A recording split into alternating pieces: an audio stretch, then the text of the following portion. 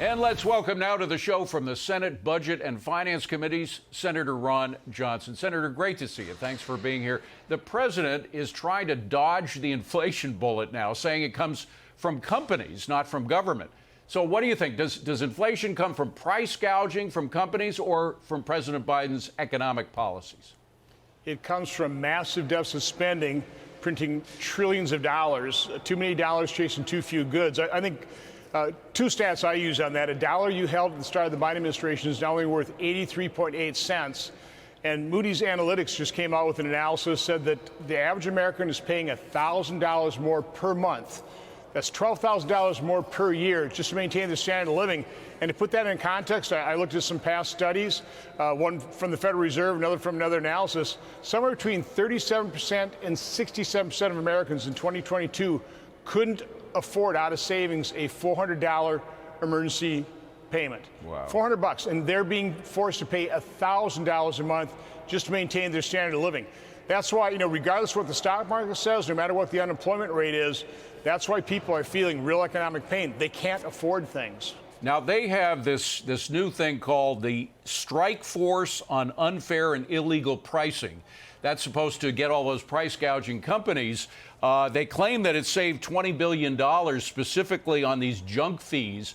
Even if you accept that as true, $20 billion writ large over the nation's economy is nothing compared to a 20% loss in GDP because of inflation. That amounts to about $5 trillion. So, I mean, they're putting these minute changes in savings that they claim to have against a 20% loss in the entire GDP. Yeah, it's a distraction. They're counting on the media, who by and large are advocates for the left, not you folks, but so much the mainstream media, to actually cover that like it's a serious attempt, like it's going to actually help people. But as you point out, I mean, it's not even going to show up how many decimal points in terms of percentage of our GDP. So it's a meaningless number. They're going to try and distract the American public with that, like they're actually doing something like opening up the and draining more of our strategic oil reserve, which is a dangerous thing to do. Again, they're getting desperate. They're realizing that the American public does not like Democrat governance.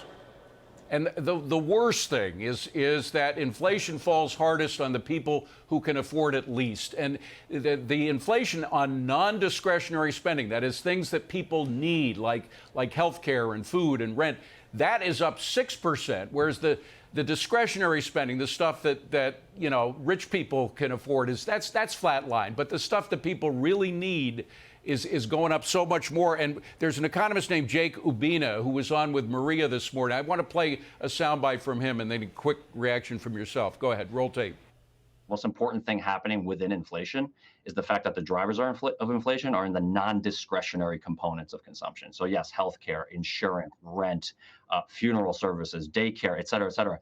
We have a basket of all of these things. It accounts for about 25% of the spending of consumers on a core basis, and it's up 6% year over year, handily outpacing what's going on with general inflation.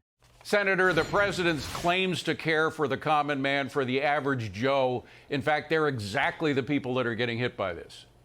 No, the very people that Democrats purport to represent are the ones getting hurt hardest by Democrat governance. Let's face it, our politics have changed. Right now, the Democrat Party, they are the party of the elite, of the billionaires, and Republicans are representing the working men and women of this country.